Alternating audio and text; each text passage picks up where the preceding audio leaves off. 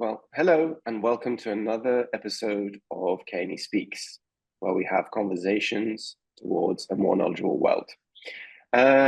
Today, I have the pleasure of having Sjoerd Louwaars with me, and we're going to talk about empowering universities for innovation beyond commercialization.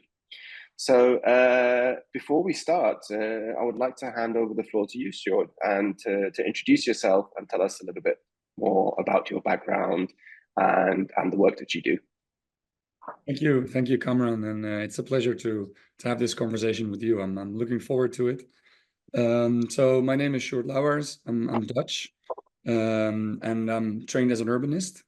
And after graduation, I entered a role at Leiden University, which is one of the oldest in the Netherlands, or one of the oldest universities, to support the university to think about its future.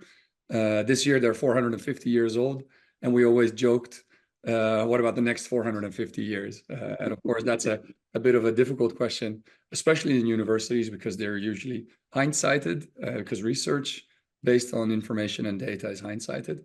But adding a bit of foresight or innovation even is something that I've done for almost a decade. In that, the question to me was, how do you stimulate the university to engage the city as an urbanist?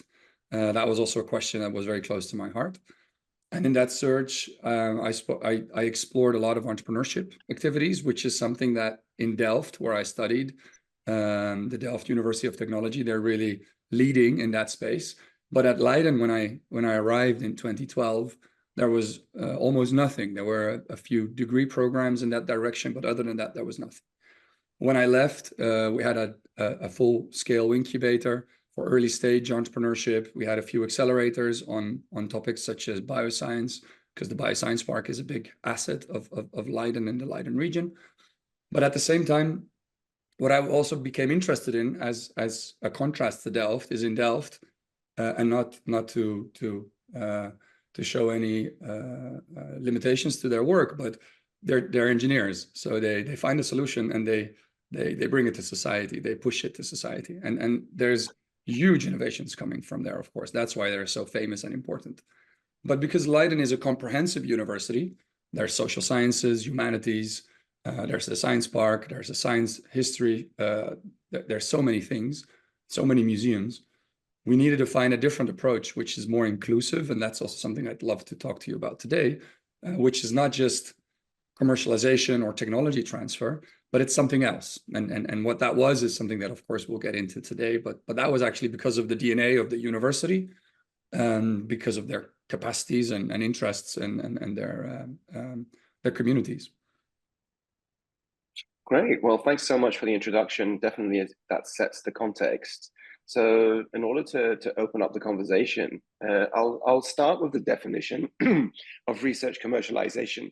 And basically, if you could explain how it fits into the broader context of knowledge exchange and societal impact, which the work that you're currently doing emphasizes. Yeah, of course. And I think that's something I'll add into that question is what I'm doing now, because I left Leiden 3 years ago. So research commercialization is thinking about how knowledge can be turned into products, services with market potential. So research knowledge, right? Knowledge from universities. And my outfit, the company I created, which is Onbound, works on the boundaries of science and society, and has way more pathways to enter into society. So research commercialization is one of the ways that you can bridge the qualities and the talents and the resources of knowledge institutions with the needs of a region or a nation or even global needs. So commercialization has its virtues. Of course, you've got the TRLs, you've got all the ways that you, in a way, mature ideas from early stage deep tech concepts towards more marketable products and services and companies. I mean, some of the huge companies in the world evolved like that, right? Google is one of those examples. But for me, if you truly want to respond in a more inclusive way to the needs in society, you need to start thinking about other ways. So it's not just about pushing knowledge to society, nor pushing technologies to society, but it becomes about an exchange with society. And in a way, your research becomes inspired by practices and developments and trends in society, which then leads to new insights in research, which then leads to potentially interventions that could work and offer value. And that then almost by design is less transactional. So it's not always about products or services anymore. Those are the ones that you can easily capture, evaluate, invest in. And of course, there's a lot of risks involved, but it's a relatively clear process. But this systemic way, or you could call it social innovation, is more difficult for universities also to respond to. Universities engaging in public policy, for example, or universities engaging in societal questions and creating systemic interventions or recommendations or partnerships. Is that really research commercialization, or is it research valorization, which is a bit of, I think, a Dutch word that we at some point and pushed into the world, which is, at least in Europe, where I work and spend most of my time, is very dominant. That's great. It's interesting how you talk about and you touch on the societal impact, because when you look at the mission of almost every single university and their raison d'être and basically their reason for being, you see that a lot of them, what they list are items which really impact the society around them, whether it's an area, a city, or a country. So it's great to see you touching on that point and not just the commercial aspect of pushing out the products and services, which really shows how research commercialization has evolved a lot over the years. So, based on your experience, what milestones or structural changes do you think have had the most profound impact on how universities really approach innovation and entrepreneurship? Good question. So I would say, if you look at the origin of a lot of universities, to your point, it was very much mission driven. It was sometimes very regionally oriented. But in this globalization movement, in a, well, you could say neoliberal international space, new public management since the 2000s, entering also the public sector and thereby also universities, has led to universities becoming more and more commercially oriented, although their origin, I mean, they're not companies, they're not businesses, even though some big American universities make profit and are very successful in that sense. Most European universities where I work see valorization and knowledge commercialization as a tertiary mission, as a responsibility to society. And I think in that sense, it's nice to reference my mentor and a famous researcher, John Goddard from Newcastle University. He always talks about the question, what is your university good at? Or what is your university good for? If you ask the question, what is your university good at? I mean, all researchers and even students can tell you which fields and spaces they excel in and how they do in the rankings. But if you ask them, what are you good for? It becomes a way more, well, nuanced and complicated question. And I think that's a question that universities more and more are asking themselves. And in that sense, well, milestones are maybe not that easy to say, but what trends and what emergence can we see is, and I think in a world where competition and commercialization, but also nationalism is growing, the question is, what is the role of a university? And is a university also a space to help develop society and inspire society to solve its own solutions? So for me, universities are platforms for societal change. There's so many young and inspired people, students, researchers working there. How can you utilize their talent and their time and their power to really think about the future of your society? And I think in that sense,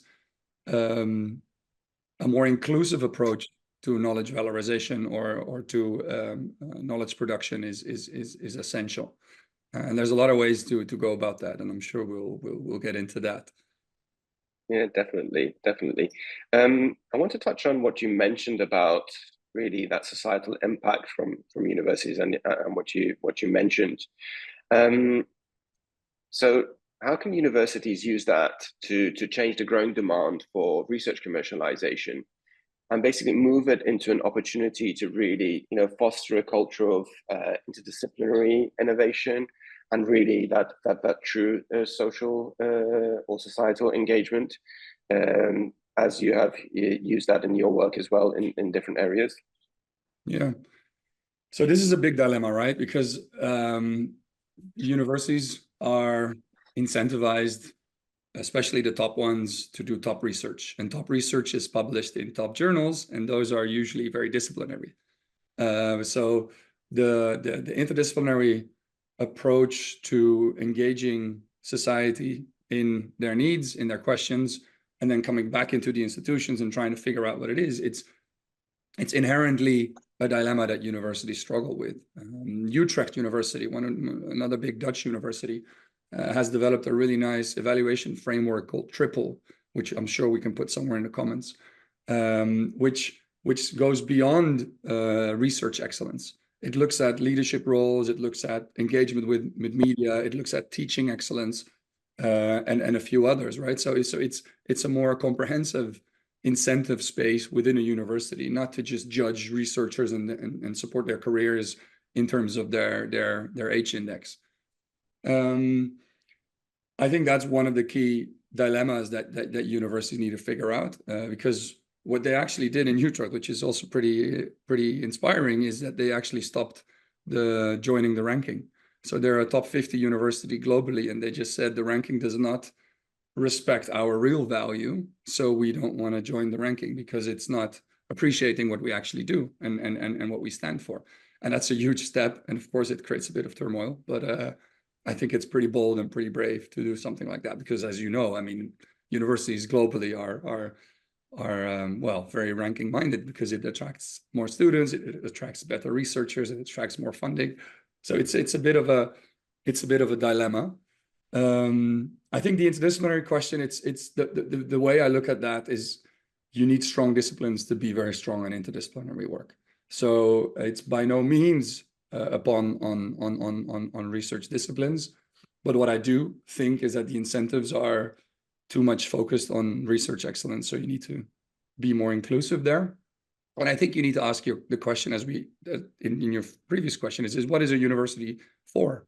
What is your role? And that can differ among different universities, right? Not every university needs to come to the same answer. But I think if you start to ask that question, you start to think differently about, well, your regional responsibilities, your institutional culture, your incentives, and all those kind of things. So it's what is not your worldview, but what is your university view? All right, that's a bit of the question there. Yeah, absolutely. Yeah, I really like what you mentioned on having strong disciplines to be able to do interdisciplinary and transdisciplinary work.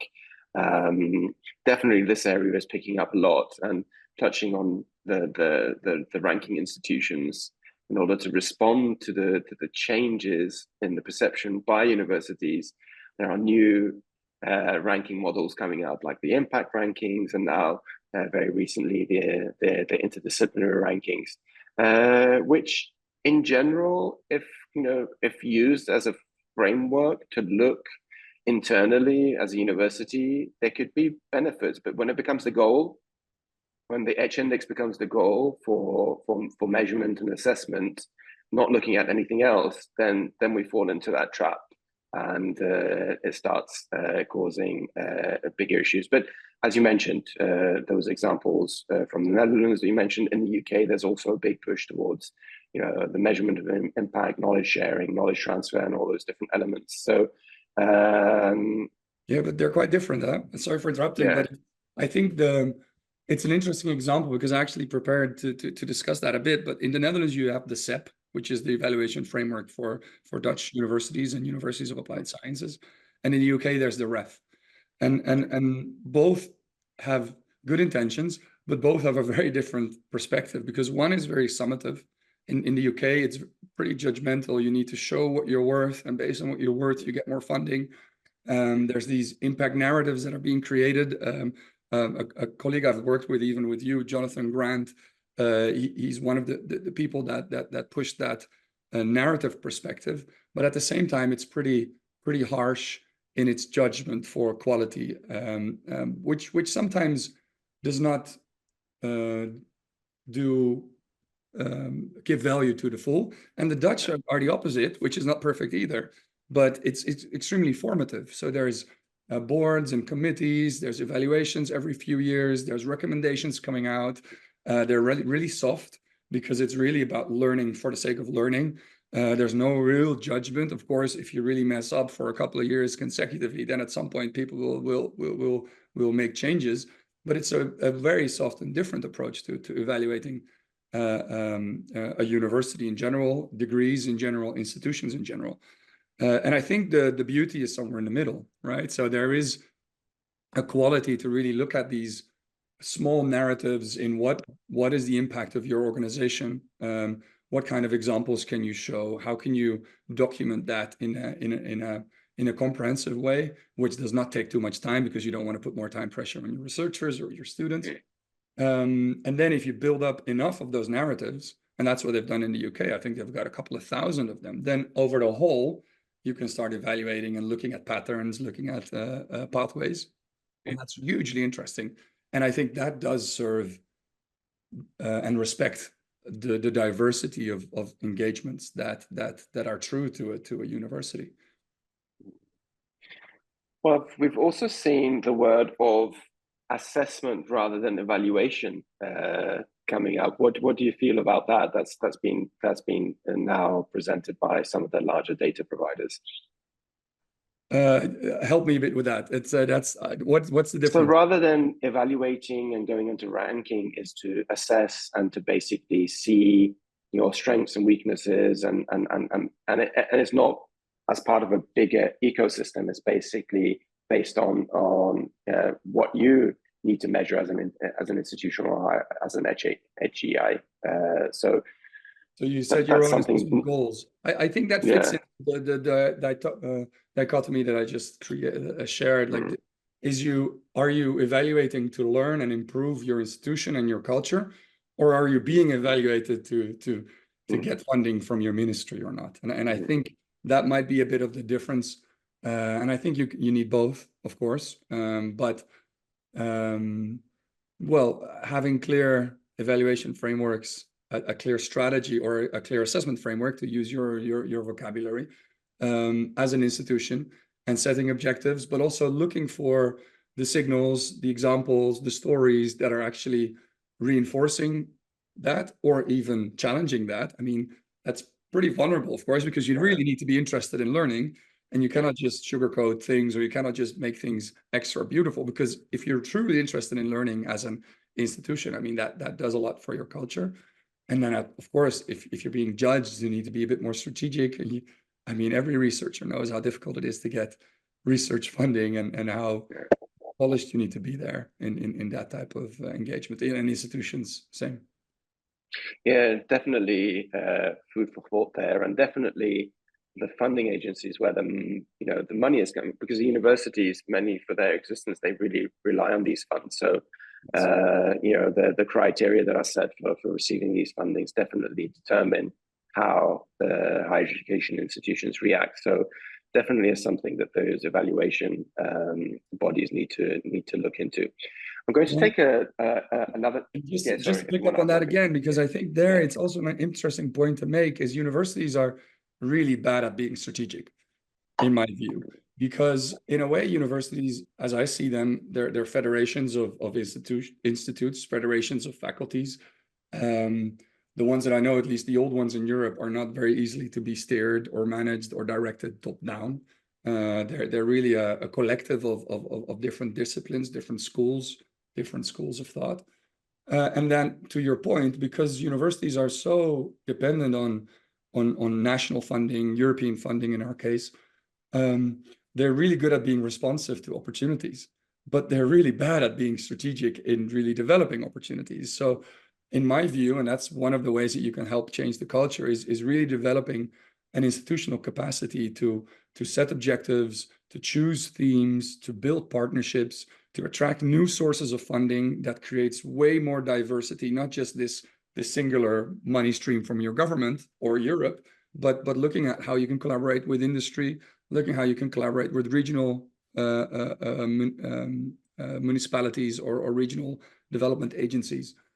So I think it's extremely important to also diversify your income streams, especially in Europe, where universities are getting budget cuts across the board.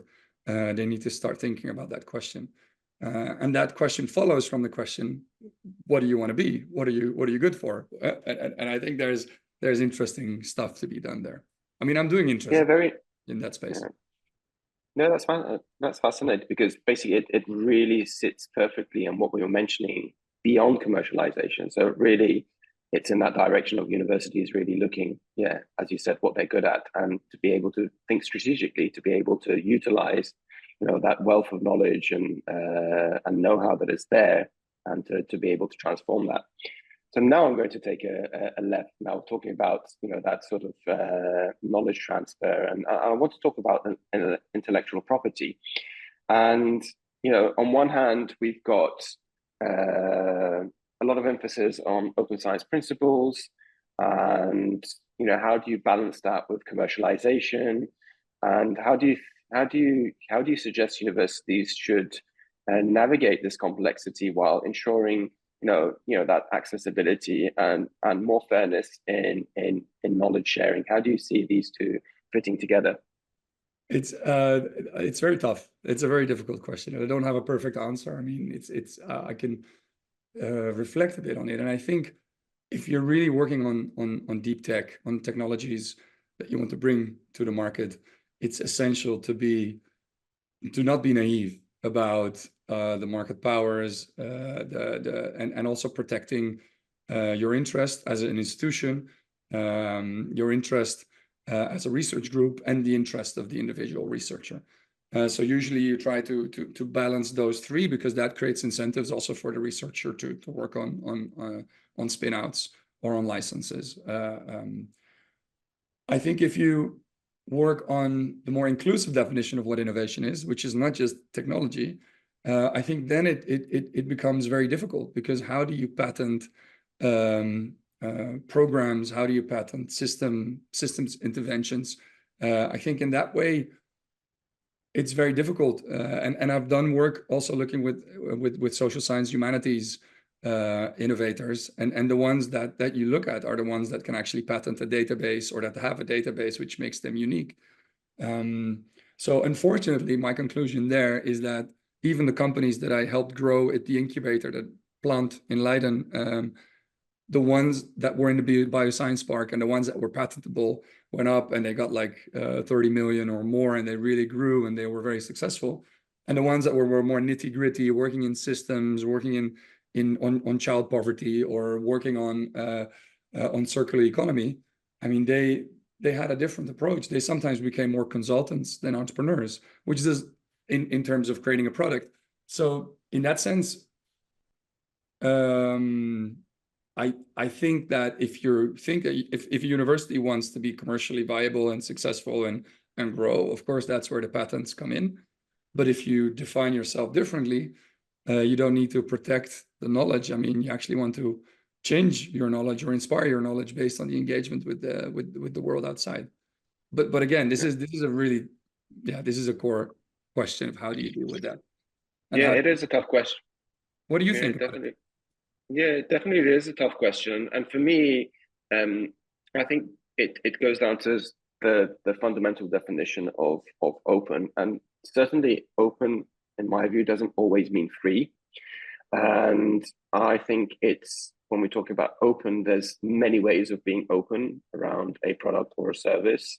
And definitely, there's a value in efforts that are put forward in innovation and technology that a group of researchers are putting forward, and that definitely needs to be protected. So sometimes that openness does not necessarily meaning, for example, sharing that code or sharing that patent or not patenting it. And it's about, again, that impact and how that product or service can be more inclusive. So from my point of view, it's as you said, it's a very complex scenario and something to think about. But when it goes to, the mindset and the way we look at openness, I think that sheds a lot of light and it can change the way we work, even if we're going through, the commercial route of having that sort of openness, awareness, mindset. So, yeah, definitely a challenging scenario for a university to be in. Well, and I think the more systemic or the more inclusive definition of innovation can also lead to generating new funds. I mean, if you work on AI and health, there's so much research to be done in that space, and it's not just research, it's behavioral research, it's anthropological research, it's policy research. So if you can maybe not create the times 10 or times 100 scalability of a startup, but if you can engage in a system in which you create partnerships and you can fund more research, I mean, that's in a way it serves the same goal or the same outcome, although the approach is very different. Another question I had for you was you described initiatives like Plant and others that really bridge the gap between universities and the industry. How can you amplify that? How can you make sure that it works? It's you can say bulletproof and it can continue to grow. What ideas do you have around that? Well, good question. And I think if you want to set up those spaces, those third spaces that I mentioned in the past, is I call them boundary spanning organizations, which are difficult to create from scratch, right? So it's really an exploratory process that you enter. There's one project I'm doing now back at Leiden University as an external, which is exploring the feasibility of an Institute of Advanced Studies. Leiden is part of a European alliance with 10 top research universities in Europe. It's called Una Europa. I'm sure we can add that one to the notes as well. Very inspiring and impressive because they really want to rethink the future of universities together, whereas they are the oldest ones. Actually, together they're over 5,000 years of history of research. I mean, if you add all their histories up. And what the idea there is to really think about what's already there, because 6 out of these universities already have an Institute of Advanced Studies or something that's similar. 2 really want it, and 3 actually don't have one, but have one in their city. And the question to me is, how can you build those strengths and build on those capacities that are already there? Because you don't need to generate something new if you already have the resources. But how could you then create a process, a participatory process among those directors of those institutions to think about what could a collaboration bring to us, and how could we together generate more funding, generate more publicity or positioning on a European scale, and how can we also deal with bigger European questions? And we're now halfway. The reports should be finished in summer. But what I'm already seeing is that through this process, you build ownership across the different stakeholders. And we also believe that together you can really work on grand European questions of democracy or identity, questions on security. And you can bring together each year the top thinkers from around Europe, and not like in the old days, in the 1930s in Princeton, bring them into the woods and make them contemplate for a few years. But in this case, bring them into society and really make them think about what does this mean to society. And in that way, this is also a tertiary space, right? It's actually a tertiary space of tertiary spaces. So it's a bit of a double loop. But I think this project is really interesting because it underlines the vision or the view that I have of the question of what are universities good for and how do they play a role in societies, European, national, local. And it also shows a bit of the process of how you create those organizations, because it really requires the ownership and the vision and the views and the capacities of so many different people. And if you can co-create that and build that into a proposal, then of course you need to just start and build it up from scratch and learn along the way and be experimental. But I think that's something it in a way shows the type of work that I'm interested in and that I do. Let's go towards more regional innovation ecosystems, right? And the work that you've done in Europe and beyond. What other recurring obstacles that you've seen that universities face in transitioning from research to market? And with those obstacles, what strategies have you seen succeed? Yeah, that's an interesting question. This is one very close to what I've been working on, of course, over the last years. One of the we did a study for the JRC, the Joint Research Center of the European Commission, based in Seville, and it was on place-based leadership. So there we asked the question, talking about climate adaptation. How can universities in the region of Andalusia engage better in such a mission? How can you be more mission oriented in your policy? And we really looked at the question of leadership, and we interviewed a lot of regions in the government, regional government, and we interviewed leaders from universities. And one of the insights that comes to me now is that regional governments see universities as individuals that have knowledge that you can pull into policymaking processes and thereby inform the policymaking processes more. But they don't see universities as partners or as institutions that have an institutional platform or an institutional capacity, which means that you can engage in educational programs, you can engage in startup accelerator programs, you can engage the institution as a whole. And I think that's an interesting dilemma, because if they work more together institutionally, I think they can make way more impact. But then the issue is that leaders change. So there's a rotation of leadership in top universities, and then there's rotation of leadership in regional government. So if you have 8 universities, each year 1 or 2 leaders will change. Well, governments change pretty quickly as well. So in a way, building this base of knowledge and stimulating peer learning across them, and even doing mentoring and even cross-mentoring was one of the ideas that came up. So a regional government leader who left mentoring a new university leader on how the region functions and what works and what the policy means, and vice versa, could be one way forward. Another thing that came out from the report is that universities are very disciplined through disciplines, right? So they struggle to be interdisciplinary, but regional governments have the same issue. I mean, they have a department for research and innovation sometimes. They've got a department for education. They've got a department for economic development. They've sometimes got an agenda on sustainability. So the similar issues that you have within universities to work together interdisciplinary is questions that they actually struggle with as well, to work on policies that cross policy domains. And I think in that way, it requires a third space and a space where different people from different government agencies can get together and different people from universities can get together. And that's where I see an incubator, 2.0, 3.0, whatever you want, play a big role. And that was actually the innovation hub that I helped set up in Leiden, which does have incubation programs, but it also trains professionals. It also supports exchanges through workshops and events. It hosts events. So it's almost like a platform where people can come together in a neutral space, and where students can run off with projects and ideas, where researchers can talk policy, where policymakers can talk research.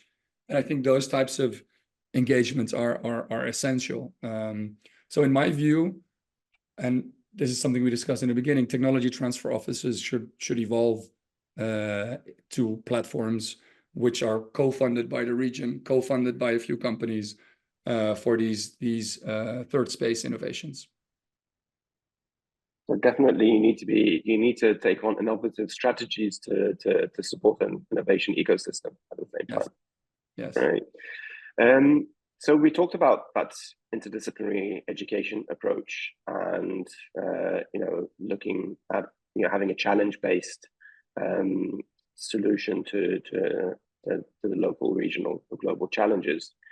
How can universities really reevaluate their curriculum and design their curriculum that can really, foster that entrepreneurial mindset and real-world problem-solving skills across, their existing fields of study? Because you mentioned you need to have strong disciplines, and at the same time, how can you develop that real-world problem-solving skills as well, and having that entrepreneurial mindset? Yeah, this is so again, this is something that it's very close to my experience, but also my interest, because universities and students sometimes get stimulated to becoming consumers, and they even behave as consumers. They pay fees, and they expect universities to teach them information, knowledge, and what that means is that they lean back, and that they don't necessarily or automatically take ownership for what they want to learn and how they want to learn. So in my view, an entrepreneurial learning process or entrepreneurship education is really a way to stimulate or to invite students to figure out what matters to them in the world, and pinpoint the problems that they feel enthusiastic about. Then think about, okay, what are their skills and competencies, and which ones do they need to develop, which can they already put forward, and then think about how to bridge those, how to use the competencies and skills to actually work on those challenges, as you mentioned. I think that type of education is something that you can develop very nicely in extracurricular activities, through challenges, hackathons. You can develop them really nicely in elective courses, in minor degrees. I mean, in the Netherlands, you have a 3-year bachelor, and in those 3 years, you have a 6-month period, 1 semester, in which you can choose whatever program you want. And in those types of programs, you can really add a lot of topics. We've developed things on responsible innovation. We've developed things on frugal innovation. I've developed programs on social innovation. I mean, all of those can be interesting to different types of students. But in my view, and that was also my mission at Leiden, is that you want each student at some point in their student life to be touched by that type of education. And this requires quite some work, and these programs are pretty vulnerable. I mean, that's something we didn't touch upon, but interdisciplinary research and interdisciplinary education is the stuff they cut first once there's budget cuts. Although, well, I think that's actually part of the solution, because if you show your value to society in an inclusive way, hopefully those budget cuts wouldn't come. But anyway, that's a bit of a question. Yeah, definitely. You mentioned place-based leadership earlier. So what kind of education would you call that? Is it based evidence-based learning? Is it experimental learning? How would you? How would you define that? I think challenge-based learning works pretty well for me. Challenge-based learning, and also involving students in setting the objectives for their program, setting the evaluation criteria for their program, because that creates so much ownership for the learning process, and it does magic. It's really tough for classic teachers who teach from experience, who teach from expertise. You need more facilitators, which again in top research universities are harder to find, because of course the top researchers are experts in their fields, and that's also why I think these types of institutional spaces, such as Plant, the incubator I mentioned, but there's also in Leiden, there's the Honors Academy, which also has this status apart. There's the Lawrence Center, which is also a really nice a center for researchers and stimulating interdisciplinary research. So I think you need, around these research centers and around these faculties, you need a few satellites that are able to bridge the gap between universities in the region, universities and industries. And in that sense, technology transfer offices already play that role, but there's way more shades of that type of role that you can find and that you can explore and use and utilize. Great. Yeah, I really like that idea of really getting students engaged in their own education, setting the criteria. That could be revolutionary for many university settings, but definitely it's getting them involved in that learning early on. And as you said, like at the end of the day, the aim is to solve those challenges. And yeah, the criteria would change with that direction. Just to end, you touched on AI. How do you see AI's role in or what you're doing? Has it changed the way that you're working? Do you feel that it's changed the way that universities are working? And how do you fit, AI separate from the innovation that happens in that area into this mix? Yeah, it's an I use it myself. I mean, of course, it's something that it's a nice sparring partner. If I have questions or if I want to generate more options, I'm very creative. I like to have a sounding board, so I use it for that. And I'm generally impressed because it just makes it really gets you going, gets me going in a huge way. I also think there's huge risks. So I've already heard people talk also about, well, where does all the information go? You're just feeding the monster. How much energy does it cost? Because there's so many servers running globally on using your AI. So even I heard someone telling me that she's conscious of her use based on the footprint, which is, I think, a very interesting question. And I think from a more global perspective, but this is just me shooting from the hip, I think Europe is really struggling with finding their position, especially with GDPR and with all the constraints which come from, I think, good and important values, but they're being put in the back, and they're running after the West and the East from our perspective then, right? So it's I think that's it's a brave new world. Things are changing, and I think that's something that it's a good question for universities also and for students to think about and to become aware of and to work on. So that's it. But it's not that I have this is just me thinking out loud. Oh, great. Definitely. How's that for you? What you mentioned about that black box of AI and what information goes into it, and definitely I think that first of all, when it comes to AI and the ethical use of AI, a lot of it goes into that intentionality, and it's important that companies, systems, or universities that are working with them, those ethical considerations become very clear. When it comes to use of data, the credit and giving credit to the sources of data is very important. A project that we're working on is definitely going through a licensed content model where any content that is fed into the AI through the different technologies and RAG and so on and so forth, that it's licensed and it's licensed content. And then there's that credibility part for publishers also to find ways to pass on that credit and credibility to the authors and the researchers that are creating the data. So basically, at the outset of it, the intention, the ethical considerations, respecting the data providers and the data owners and the researchers and the authors, and building that ecosystem that recognizes and gives credit to all of that becomes important. And it's been a mission for us as well. On the consumption and the energy considerations, it's spot on what you mentioned. That they say it takes a single prompt uses 10 times more energy than a single Google search. So definitely there are considerations over there. And from our side, we've also taken that on and we're looking into ways to develop more energy efficient AI models.